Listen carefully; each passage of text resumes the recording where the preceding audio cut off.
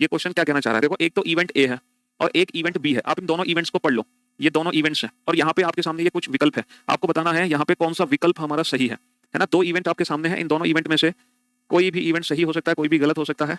अच्छा, यहाँ पे क्या लिखा है? नीचे घटनाओं ए और बी के जोड़े दिए गए हैं, ए और बी के जोड़े दिए गए हैं। आपको ए और बी दोनों घटनाओं को पढ़ना है और उनके रिश्ते की प्रकृति तय करनी है। आपको यह मान लेना है कि ए और बी में दी गई जानकारी सही है। अच्छा, हमें यह मान के चलना है कि ए और बी में दी गई जानकारी सही है ना। और आप उत्तर तय करने में दी गई जानकारी से परे कुछ भी नहीं मानेंगे, मतलब जो जानकारी दी गई है वही जानकारी सही है और हम जब उत्तर देंगे तो हम इसी जानकारी को सही मानेंगे, इसके अलावा हमें कुछ और नहीं पता। ठीक है जी।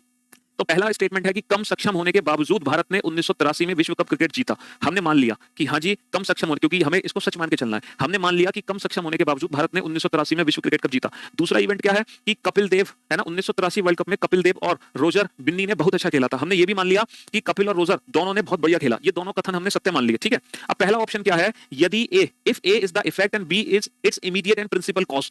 अब एक बात बताओ, ये कॉज एंड इफेक्ट का क्वेश्चन है, कारण और परिणाम, ये कारण और परिणाम का क्वेश्चन है। तो पहली बात तो आप ये बताइए, अगर कोई टीम जीतती है ना, जैसे कल का मैच आपने देखा होगा, ऑस्ट्रेलिया ने भारत को कितनी बुरी तरह हरा दिया, पहली बॉल पे छक्के से शुरुआत हुई थी मैच की, तो वो तो क्या जीतना फिर उस मैच को। तो एक बात बताओ, जब हमारी कोई टीम जीतती है तो किसी एक या दो प्लेयर्स की, खिलाड़ी की परफॉर्मेंस से जीतती है या पूरी टीम की परफॉर्मेंस से जीतती है? भाई कल हार्दिक पांड्या ने अच्छी परफॉर्मेंस दे दी, सूर्य कुमार यादव ने भी अच्छी परफॉर्मेंस दे दी, लेकिन क्या हम जीत गए? नहीं जीत पाए ना। तो टीम कभी एक या दो व्यक्ति की परफॉर्मेंस से नहीं जीतती है ना, टीम पूरी टीम की परफॉर्मेंस से जीतती है। तो हम इसको कारण, इमीडिएट कॉज नहीं बना सकते इस इफेक्ट का। ठीक है, हाँ जी। हम सिर्फ दो व्यक्तियों के अच्छे खेलने से ये डिसाइड नहीं कर सकते कि हमारी 1983 में हम वर्ल्ड कप जीते हैं। इसका मतलब ए मतलब B its immediate effect, B मतलब बी कॉज बनेगा। जितने भी ऑप्शन में बी कॉज है वो सारे ऑप्शन एलिमिनेट कर दो। अच्छा, बी इफेक्ट तो हो ही नहीं सकता है ना। बी इफेक्ट परिणाम, मतलब ए कॉज और ये कारण है और ये परिणाम है, मतलब हम जीते हैं उसका कारण है, उसका परिणाम था। ये घटना तो बाद में घटित नहीं हुई। देखो, घटना आपको पता है ना, कारण और परिणाम की पहचान कैसे होती है? जो घटना पहले घटित होगी वो कारण, जो घटना बाद में घटित होगी वो परिणाम। तो पहले कौन सी घटना घटित हुई है? ये पहले वो अच्छा खेले हैं, पहले वो अच्छा खेले हैं और बाद में हम जीते हैं।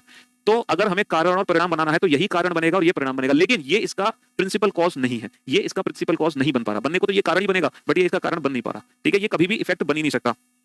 ए effect and b is not its immediate and principal cause. Option C is the right answer. ठीक है, हाँ जी। ए इफेक्ट है बट बी जो है वो प्रिंसिपल कॉज नहीं है, बी कॉज तो है बट प्रिंसिपल कॉज नहीं है इस इफेक्ट का। ठीक है जी, चलिए option C is the right